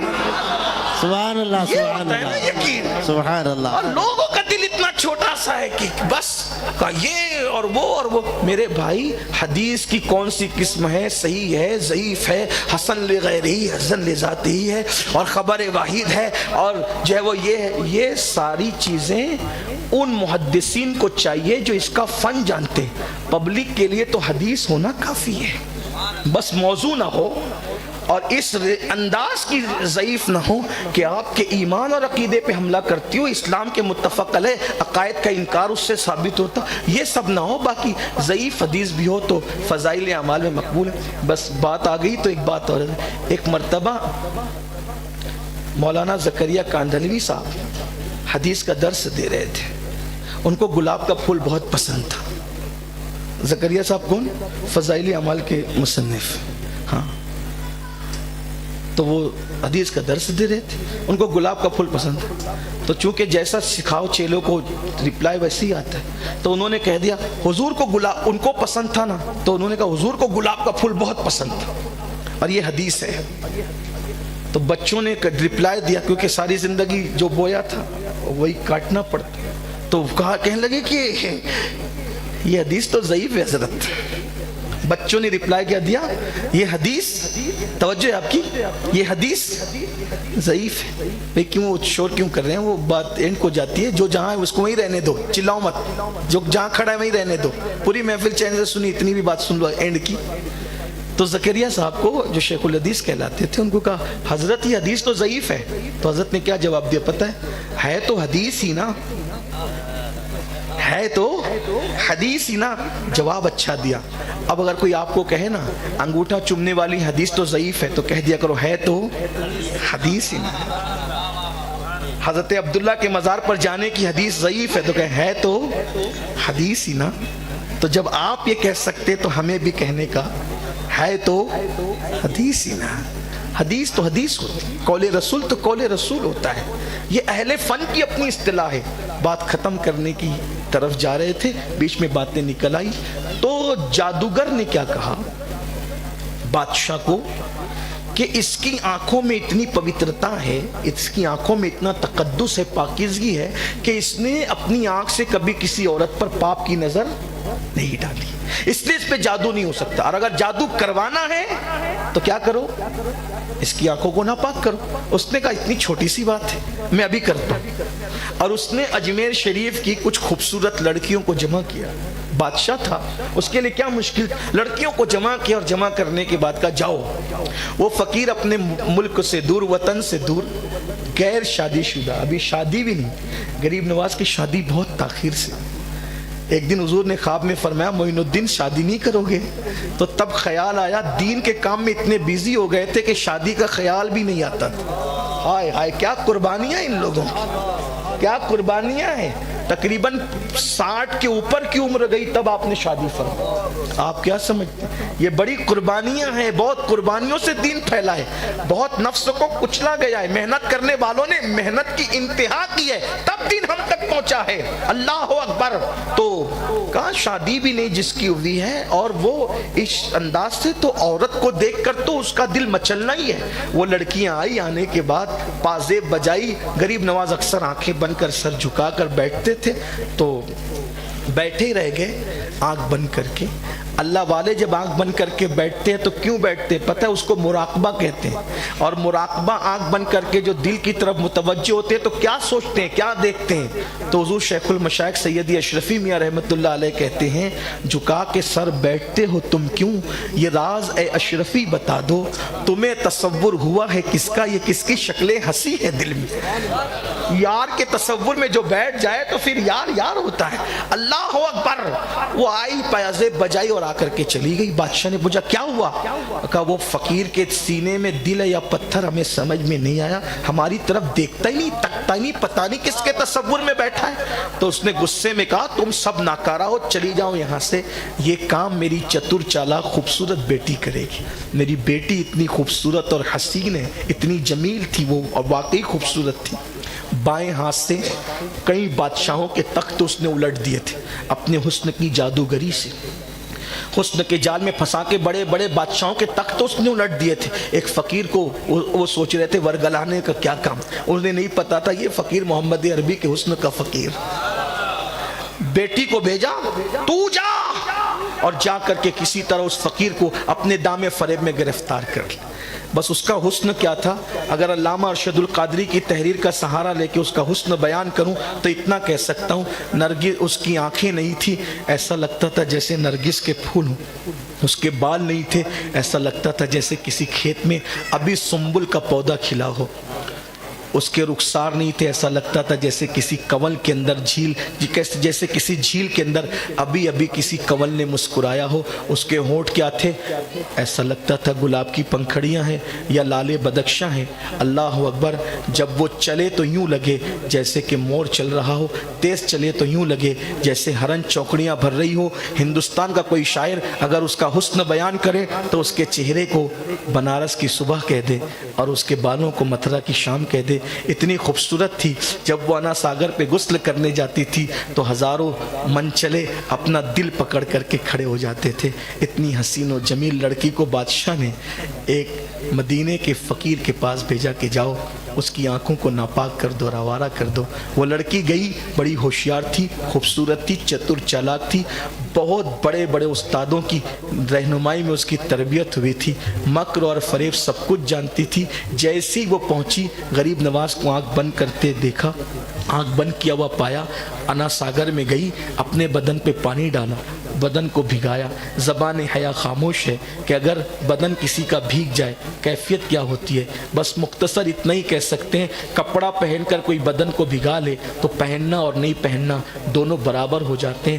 کھڑی کھڑی پازیب بجاتی رہی. پازیب بجاتے بجاتے نازک پنڈلیاں تھک گئی تو تھک کر کے مجبور ہو کر اپنی ناکامی کا तौक उतारने के लिए जबान से बेचैनी से आवाज निकली, मोइनुद्दीन मेरे हुस्न की तौहीन न कर, बाप को जाके जवाब क्या दूंगी, एक नजर देख तो ले, कम से कम एक नजर तो देख ले कि बाप को जाके कह सको कि किसी ने मुझे देखा है।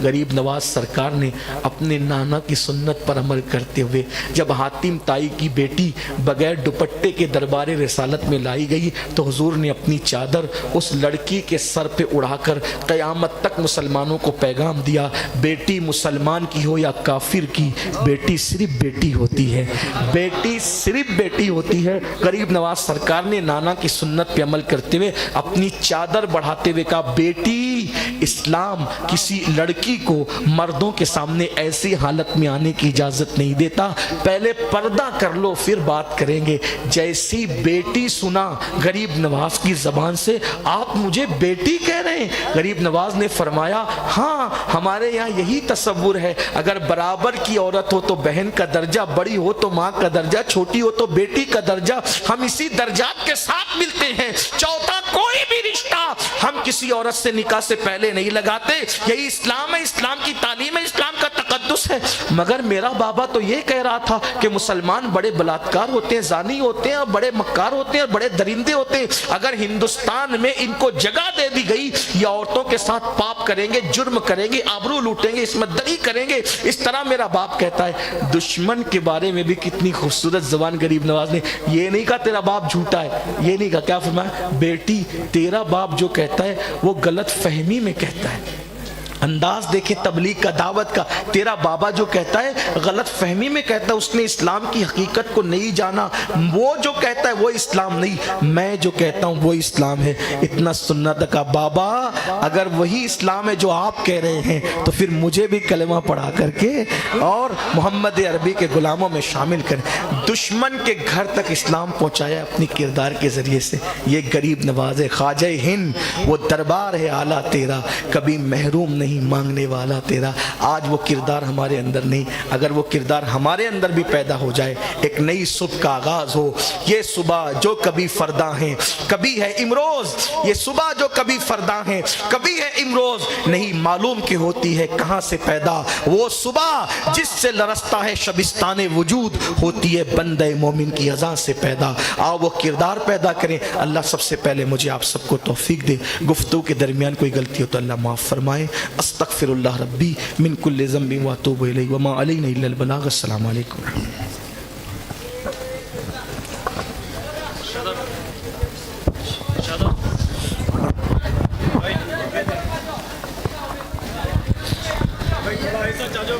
हेलो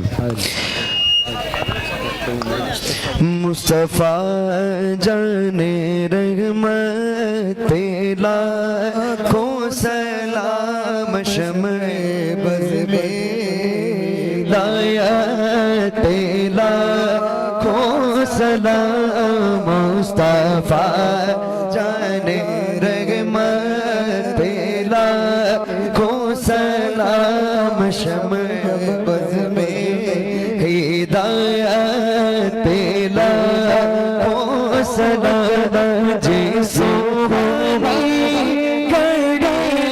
चमका का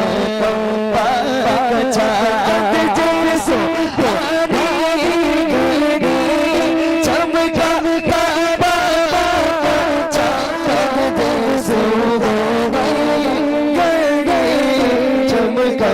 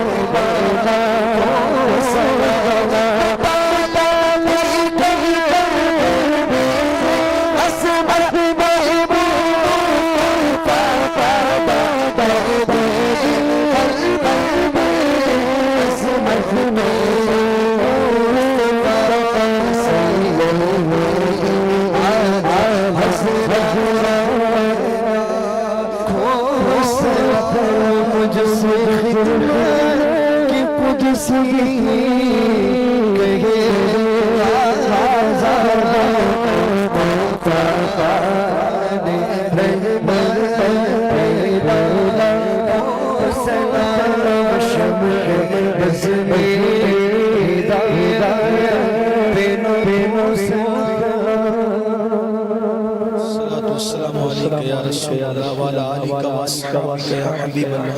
الصلاة والسلام علیکہ یا جد الحسن والحسین وعلی آلک واصحابک یا جد الغوث الثقلین الفاتحہ۔ ایک بار سورہ فاتحہ 3 بار قل ہو اللہ شریف پڑھ کے غریب نواز، غوث پاک، پنجتن پاک، خلفائے راشدین اور کل امت محمدیہ کی روح کو ایصال ثواب۔ اعوذ باللہ من الشیطان الرجیم۔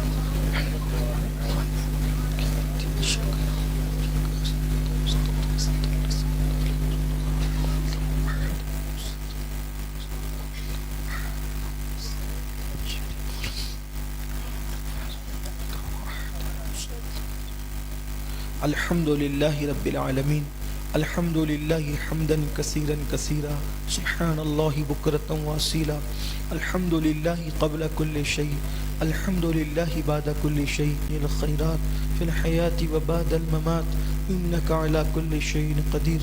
اللہم ربنا یا ربنا یا ربنا ربنا آتنا فی الدنیا حسنہ وفی الآخرۃ حسنہ وقنا عذاب النار۔ یا اللہ یا رحمان یا رحیم، اس محفل کو قبول فرما لے، ہم سب کے گناہوں کو معاف کر دے، ہمارے ماں باپ کی مغفرت فرما دے، کل مومنین مومنات مسلمین مسلمات کی مغفرت فرما دے۔ یا اللہ ہمیں دین پر عمل کرنے کی توفیق عطا فرما، گناہوں سے بچنے کی توفیق عطا فرما، نگاہوں میں حیا پیدا فرما، پاکیزگی عطا فرما، تیری خشیت عطا فرما، تیرا خوف عطا فرما، عشق رسول عطا فرما، ہمارے گھروں میں رزق میں کاروبار میں برکتیں عطا فرما، بے اولادوں کو نیک اولاد عطا فرما، اولاد والوں کی اولاد کو نیک بنا دے۔